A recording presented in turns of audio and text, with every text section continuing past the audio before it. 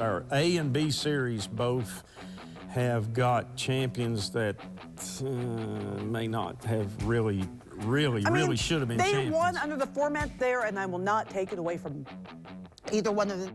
I don't honestly know that I've ever driven a race car in that cold of weather. There's a lot of just mechanical challenges. We have a big enough change that people are going to have to get used to it. And when we change tires, that kind of jumbles things up. And when we jumble things up, that usually makes racing somewhat exciting or interesting. My favorite reporter, Heather. My favorite reporter. What was it like for you growing up in this environment around this sport? It was amazing. I say sit them out. You can't race next 2 races, don't come because we're not letting you in. Just because those channels are free and available doesn't mean that every conversation is meant for everyone. I consider myself a fan of the sport. I care about the sport. Been around it my whole life. I want it to be successful. You guys are like the last great single car team in the garage area. How do you... That's right. You're a car dude, right? Yeah, I love cars. Okay, I'm a car person. My dad actually worked for Ford when I was a kid growing up.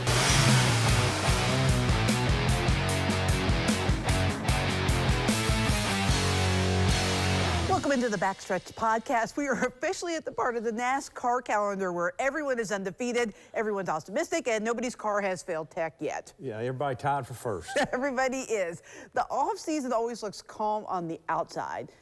I know you know from experience because you're trying to get ready for Daytona. It is not so much on the inside. So what is this time of the year like for the teams? It's the only chaotic, hectic, little bit pressurized, mentally pressurized because there's a lot of things to forget if you're not careful. And it takes people, you got to be focused and you got to think about 20 things at one time every day, and you got to keep in good communication with all the people around you that are helping you cross all the T's and dot the I's and make sure, because this is a time where the teams are, first of all, buying owner's licenses and getting that right, and then it trickles down. You buy licenses for all the crew. You have to get drug tests.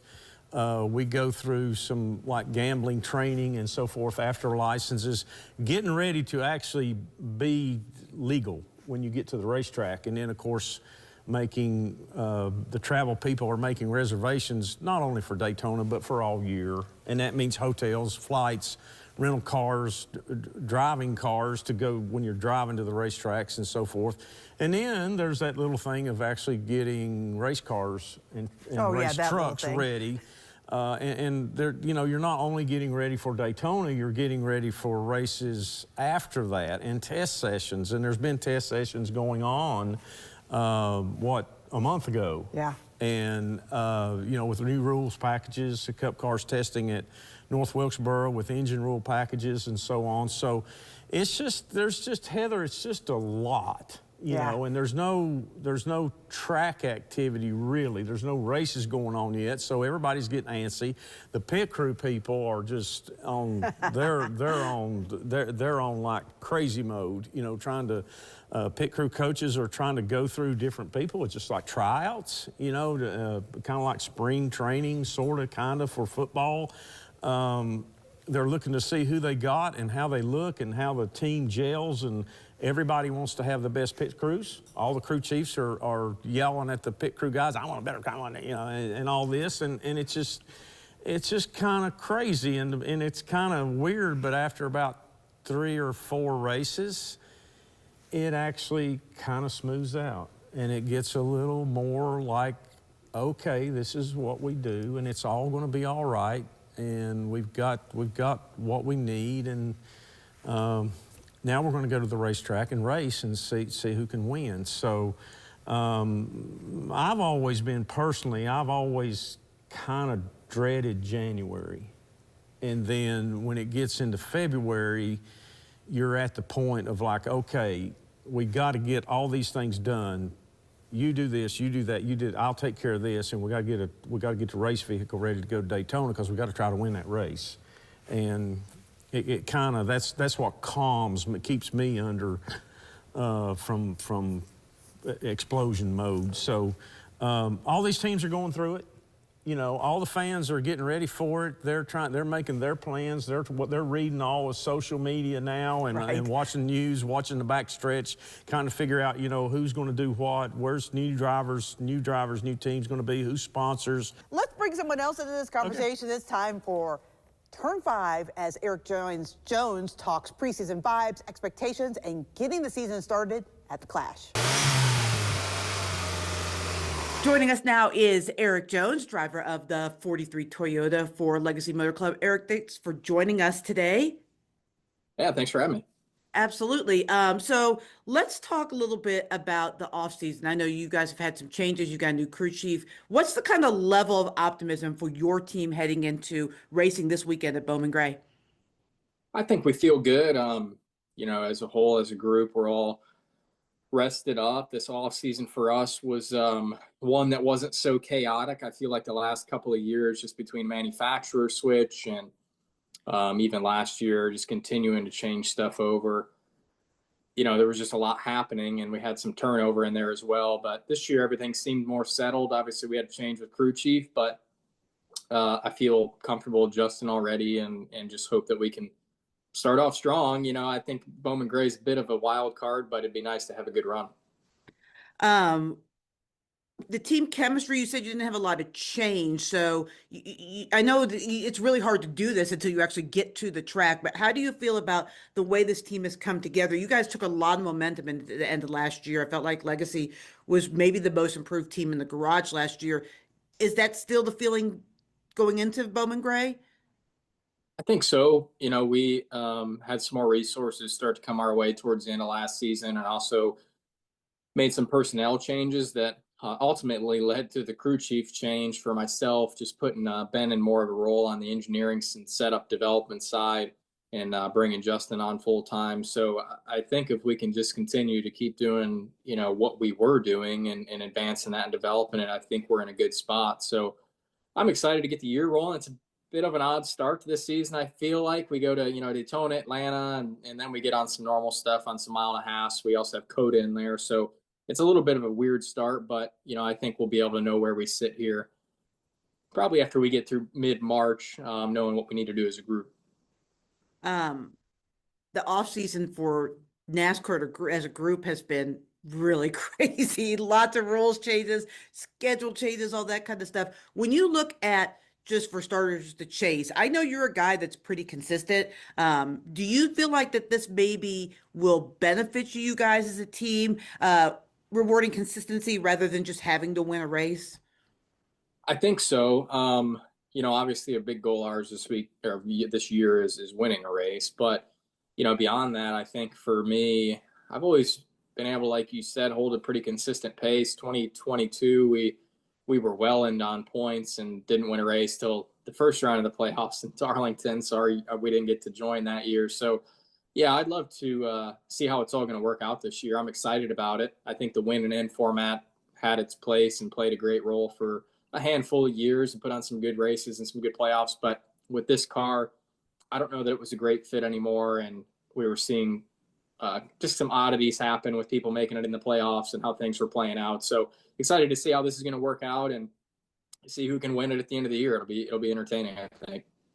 You're a guy that's now one of the veterans in the sport, which is crazy because, I mean, I remember when you came into the sport, doesn't feel like that long ago, but do you like this kind of vibe of kind of going back to old school with the chase and some of the tracks that we're going to? Do you think that that's good for the sport? I think so. I think we as a sport need to play to our strengths. And, you know, I think the changes that we're making are going along that line, and who we are and what we are as a sport, and you know, our tradition, our roots, I feel are very important to us. And so just to see some of that come back, I think is neat. I think it's changes that the fans have been asking for.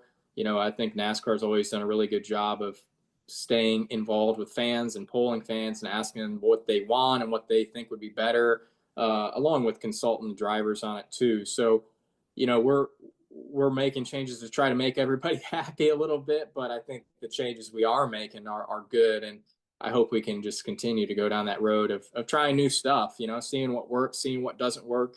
I don't think being stagnant and sitting or resting on our laurels is a strategy. So, doing what we're doing right now, I feel is a good strategy for us. So we get things going this week, hopefully at Bowman Gray. Regardless of if there's going to be precipitation in the air, it is going to be cold. How much of a challenge is that for drivers and for the engineers working on these cars?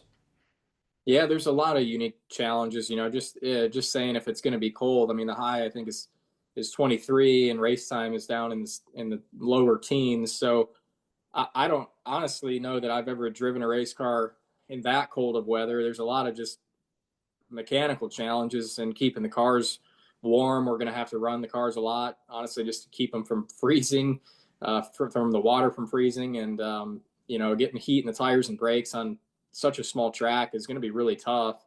So I don't know. There's a bit of unknown challenges if we do race in this weather, but just the fact of keeping the water from freezing in the cars is going to be something that everybody's going to be thinking about. And those cars got to sit there Thursday night and Friday night before we even get them back out after tech. So there's a lot of interesting challenges if we do go to this weekend that I'm sure we've always done a good job of figuring it out and making it work if we are going to race this weekend, and I know we will. But it'll definitely be a new game plan for a lot of people. All right. I know this time of year you do a lot of interviews. Everybody asks you about your season, what your expectations are, that kind of stuff. I'm curious, what's maybe the craziest or most annoying question that you get asked this time of year? I think the tough ones are always the superlatives, asking, who this guy is, who's this guy, who's most likely to do this or that. Those ones for me can get challenging, honestly, because I only know a handful of drivers really well. So it's hard to kind of pick out a bunch of them. The other one I think is, let me see. I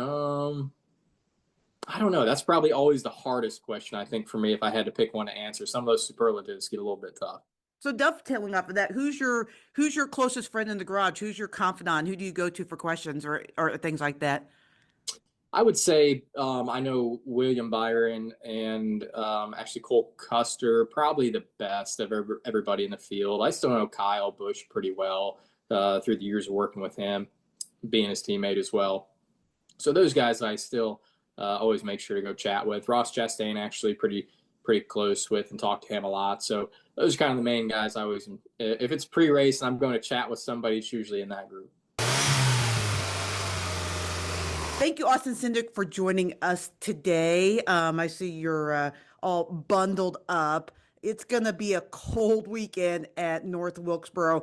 How are you, or not North Wilkesboro, at Bowman Gray? How are you preparing for the cold as a driver, but then also I know that it's going to be kind of hard on the cars as well? Yeah, I mean, definitely interesting. I mean, we're all sitting watching football during the weekend and sending pictures back and forth of the surface of Bowman Gray with the brine and the salt all over it, trying to figure out what that does to grip levels. So yeah, it's definitely going to be an interesting weekend on that regard. It was pretty cold there last year. We're coming back with a different tire. But yeah, got enough practice laps to kind of go out there and figure it out. But obviously, you're definitely going to be a chilly one, and either way, I'm still just happy I'm getting to drive a race car again and kind of get things rolling for the season. Yeah, I mean, this is like the unofficial start to the season. I mean, Daytona is the points paying one, but the excitement level for you going into this year, what is that like for you? You had some really high points last year, found a lot more consistency, I felt like, as a team. What is your feeling going into this year? Yeah, I agree with that. I feel like there were several highs, and I think consistency from speed, for us throughout race weekends was definitely a high. I feel like getting to the end of the races was probably our low point, whether if that's through execution, through errors on track, or mistakes, or things not going our way, or just getting crashes. I mean, we had a ton of race events that were affected by crashes. But look, I mean, that happens to a lot of drivers, a lot of teams, but a lot of the right pieces are there. So as a team, we definitely feel really, really good about continuing to build on that, because I don't feel like it's going to take much for us to be not just a contender, but a contender on a much more consistent basis. So that's kind of where the direction is. And, kind of where a lot of our meetings and studies have kind of led us to believing not just that's how we feel, that's really how it was and what happened. And, the playoffs were a little frustrating. We got involved in a bunch of stuff, probably 4 out of the 6 races that we did really. So either way, I feel good about what we got going on and what we've built so far and the processes we have in place. So I think that energizes everybody when you kind of look at it and know that what you're doing is taking you the right way. Knowing that you're kind of building better consistency and in that direction. Now the flip to the chase from the playoffs, consistency seems like it's pretty obviously now the standard. Do you feel like your team is prepared for that to make a run in this format? Yeah, I think so. I mean, if you look at it from a point standpoint, either format we would have advanced, fairly easily. So, or at least with a reasonable margin. So, I look at it as the same for everybody, no different than the playoffs. So, I think it's a format that everybody's really embraced already. As far as what that takes. Obviously, we've yet to see how it affects the racing mentality, if you will. Do I think it's going to change a ton? Not necessarily. Are you going to have Hail Marys for stage wins in races? Maybe not, knowing how important points are. Whereas a race win and the playoff points were so much more valuable than really anything else. So I think maybe some of those desperate moves may or may not happen, but I feel like there's still going to be the same level of aggression you're used to seeing on Sundays. This weekend at a short tracks were a huge kind of issue as far as this way this car drives. Now that we have more horsepower, you mentioned the different tire. Do you think there's going to be a noticeable difference on the short tracks this year? It's hard to say. I mean, with Bowman Gray, I don't know if there's going to be a huge difference compared to what we saw last year. But I feel like the step up in horsepower, I've yet to drive the car with it, but a lot of the feedback I've had from other drivers that have, and just kind of things that I've seen and experiences I've had in the simulator, it's not a huge shift. I think it's a shift in the direction we all want it to be. I think in the short term, that's what was possible for all involved. So definitely interested to see how things go and understand that. Short tracks, I think you're going to see what's difficult is I think we're going to see we have a big enough change that people are going to have to get used to it. And when we change tires, that kind of jumbles things up.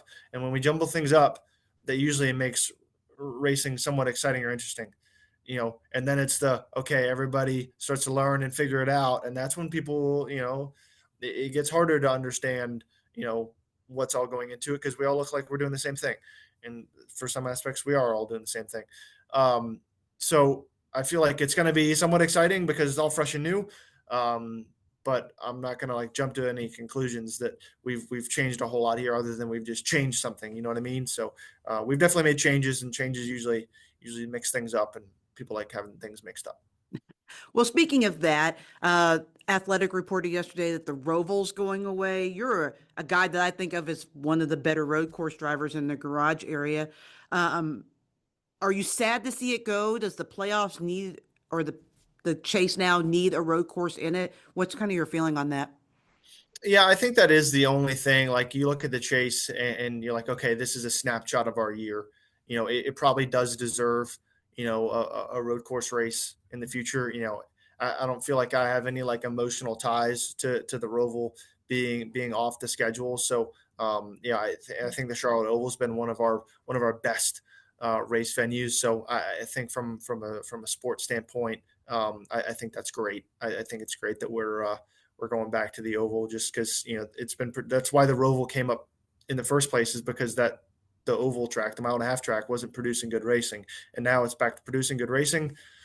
Why do anything different? So I think it's a win. I think everybody sees it that way, but I do agree. I think the one, and I think that's usually changed in the schedule, probably for future years. But I think it's enough of a snapshot of our season. Look, we do, last year we did 6 super speedway events, 6 road courses, and the rest were kind of our bread and butter of the schedule. So if we're going to have a speedway or 2 in the chase, I think you at least have to have one, to really challenge all the skill sets that a NASCAR driver and a NASCAR team has to go through throughout a year.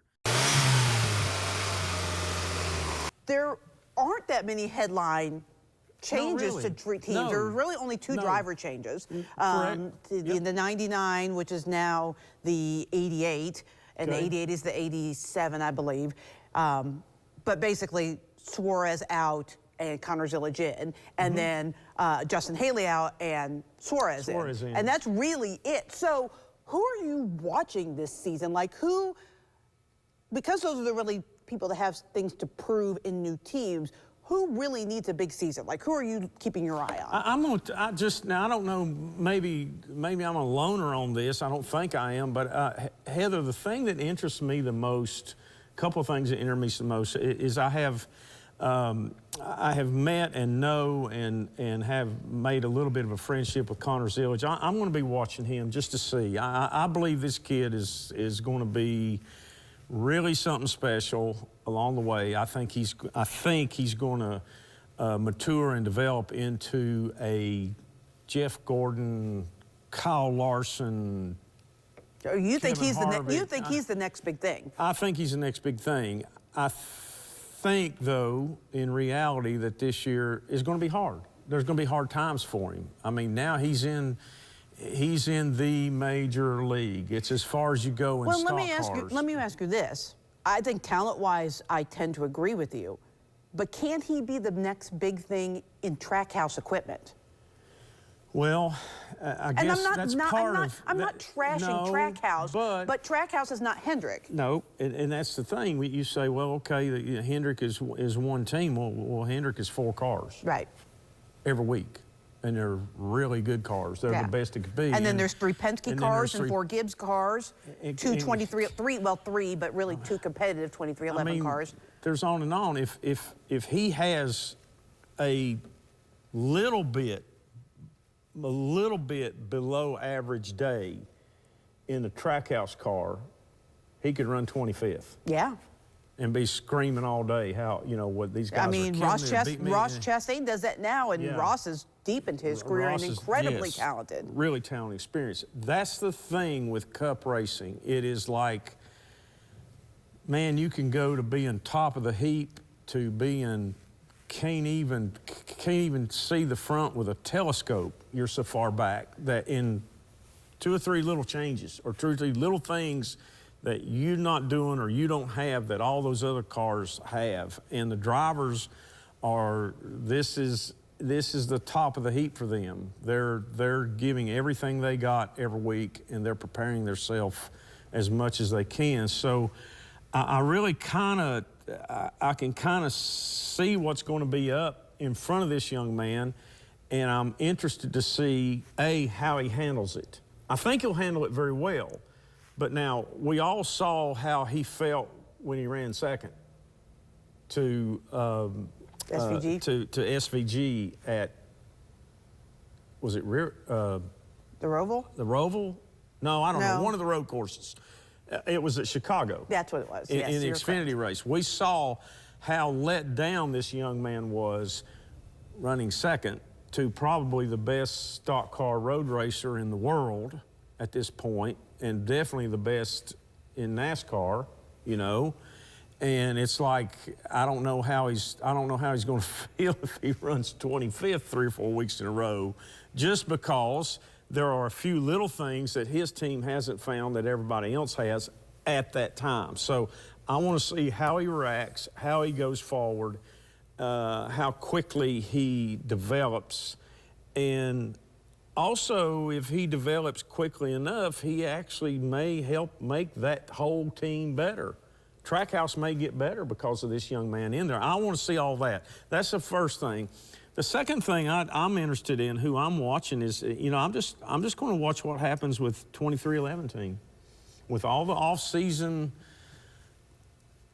goings on, happenings, and all the stuff that really, to be quite honest with you, I'm sure there's a lot of people just want to get by it, get it out of the way, forget about it, quit talking about it, let's go race. The drivers, for one. The drivers, for sure. I'm sure Denny's had a hard off season. He has. He's really had a hard last say 6-8 months. Been very difficult for that guy. And I'll be quite honest with you, he's going to be the guy I'm pulling for just because of all those reasons. He's had a tough road to hoe here, and he's had some personal issues, lost his dad. I mean, well, and I'll just come out and say it. Yeah. He should have been the champ. He should have been the champ. No disrespect. I'm not putting any asterisk next to Kyle Larson. I'm none of that. But the way he ran in that race, the way he ran through the playoffs last year, Denny Hamlin should have been the champ. And one caution with like 5 laps to go took that away from him. Yeah, could have been one thing that could, you know, just a little something could have gone a different way, and there would have been no caution, and he'd have won the race, and everybody would have said, he deserved that. There's no doubt about it. But, he deserved the race. And we're going to talk next week about the move from the playoffs to the chase. But if that doesn't happen, and if Connor Zilic doesn't lose the Xfinity Series championship, we probably still have some form of playoffs. I feel like you're exactly right, because I think that those 2 races at Phoenix were direct causes. It lighted it was the ignition to the fuse of saying, we need to change something. Yeah. We got our A and B series both have got champions that may not have really should have been champions. They won under the format there, and I will not take it away from either one of them. They're both great drivers. Jesse Love's going to win championships down the line. Oh, absolutely. And obviously Kyle Larson's already a proven champion. Absolutely. But there's not, no. They were not the best teams last year. No. And even like when you look back at some of Joey Logano's championships where maybe he didn't have a great year, he always had a great playoff. Yes. And I don't think that that's necessarily the case with these two. And I think that's why change happened. I think that's what whatever the word is, catalyst. Just a catalyst to make NASCAR realize we got to change something here. If this happens again this next year, this is going to look bad on us. And they have had the reputation of, like, nothing that we do or are doing is for certain forever. Nothing is 100%. Nothing is etched in stone or welded on a big piece of steel in the middle of NASCAR land in the Hall of Fame that this is the way it's going to be. If we don't think it's working well in our spectators' eyes, or it's not good for our competition, or obviously not good for safety, we're going to make a change. And they have. That one thing you'll have to say, NASCAR has been willing to do that. They have been trying to follow whatever the path is that says, hey, this may not be working, let's do something else. They eventually cling on to it, and they say, okay, we're going to try something else. We're going to try to fix this, and if it doesn't work, we're going to do something else. Now, they did that over the winter or over the off season, and I think it's still winter. It is still winter. Well, let's talk about that. Let's switch gears a little bit, because we are racing at the Clash at Bowman Gray as of this taping right now. Yeah, it's going to be so cold. I would imagine that this creates a lot of challenges for the crews, the cars, and the drivers. Yes. So as a crew chief, because I talked we're going to hear from Erik Jones here in a second. He says that they're going to have a difficult time just keeping the car warm enough to keep the fluids from freezing. Oh, absolutely. I mean, you run water in these things, and you can't run antifreeze against the rule, because if you bust a radiator and antifreeze goes all over the racetrack, that they have a very, very, very difficult time cleaning it up. It takes a lot. I mean, oil dry won't really get it. So, now you're going to have to be. We worry about in the type of temperatures that we're talking about. We worry about just hauling the cars, with water in the motors, that it might bust a block or whatever. So them having the cars out in the elements as long as they will be at Bowman Gray over the weekend, it's like, man, this is going to be hard to figure out how to do. They'll be probably loading the cars back up in the trailers. The trailers do have heating in the trailer part and in the upper deck where the cars will be. Will they run the heat all night? They'll have to. There's no other way around it. They'll have to run their generators all night to run the heaters in the trailer, and I would almost say that they might let the truck drivers stay in the haulers overnight just to make sure that generator, if something happens, because if the generator cuts off, the trailer has no electricity, there ain't gonna be no heat happening. Right. So, and that could cause a huge issue pretty quick. So I don't know. The crew chiefs are gonna be worried about all this stuff on top of, like, okay, with these cold temperatures, what are the tires gonna be like? You know, they're not gonna act very well for the first 2, 5, 10, 15 laps. You know, they're not going to get enough heat in them to actually grip, so the car's going to be all over the racetrack. You got to think about the brakes. This is a short track. You're going to be on the brake probably about as much as you're on the throttle for every lap. So are the brakes going to get hot enough? Is it going to be difficult to monitor the actual cooling of the brakes? Because instead of normal, race in May, you got 75-degree air going through the front, or 80 or something like that. You're going to have 15-degree air going through the front. So it's like, how much do I close these brake ducts off? How much does the driver's going to have to be on his toes? Well, and how do you keep the driver warm? Oh, because, I don't know. I mean, they have cool suits like for the summer, Yeah. and I know fire suits are Might have warm, heat suits. but they're not. Fire suits are not like a winter coat. There's no protection from the wind. Right. You can layer up to do cold. Everybody knows this. You can wear thermal underwear. You can wear. There's all kind of ski suits and all this kind of stuff, cloth made nowadays, fabric that will keep cold off of you. But you can't cover your whole face. You can't work. You can't see. You can't function. And your face and ears and head and all that wind blowing on you and going down through your collar and all that stuff, blowing up your pant leg and everything else. It's like, man, I can't. Come on. We're all human. And we cannot function in that type of conditions physically. And the next thing is, when you're that cold, you can't function mentally. It's hard to focus on what you're doing. You can make mistakes a lot easier than the drivers. They're going to run from their motorhomes or from the lounge of the truck to where they have to be really quick. They're going to have all the clothing on they can. They're going to try to stay warm. And when they get inside the race car, I'll be honest with you, it's going to be cold for a while. Those guys are going to be pretty uncomfortable for a while until you get enough heat off the motor, transmission, brakes, and tires and everything to where it heats that cockpit up, and then they'll be okay. They're not going to need cool suits. They're not going to need that. They might need a thermos full of hot chocolate or something like that, or they might even have those heating pads like for their hands that hunters use. But there's some issues there that are going to be difficult to deal with, and still be able to perform like these guys want to perform. I would also think it would be difficult on. I guess they don't have live pit stops at North Wilkesboro, but if someone needs a crew there to changing tires, like all of that, the crew chiefs, wherever they're going to be sitting, wherever they're sitting, it's going to be sitting up there freezing their hind tooties off, and they're they're going to be up there miserable. And aren't you glad you aren't going to? I am glad I'm not going to Bowman Gray. I've always said I'm going to go to Bowman Gray before I'm gone, before I leave this earth. It's a great track. It is. It's cool. And it just, every year I'm like, no, I haven't got enough time. And man, I worked for Kevin Harvick, and his shop was in Kernersville. I had an apartment there. I was there all summer.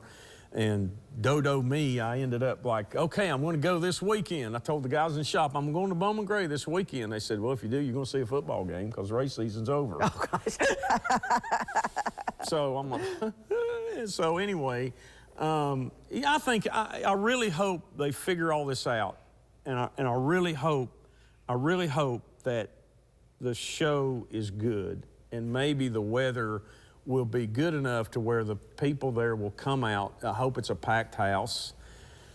It might be better if it's packed, because at least people will be on top of each other's body heat. And that's from going to Lambeau Field a few times in December. I can tell you that's one time I was really glad when people were like on top. I'm glad I had a great big heavy guy next to me, because his coat knocked the wind off it. But I'm hoping it's not windy. Yeah.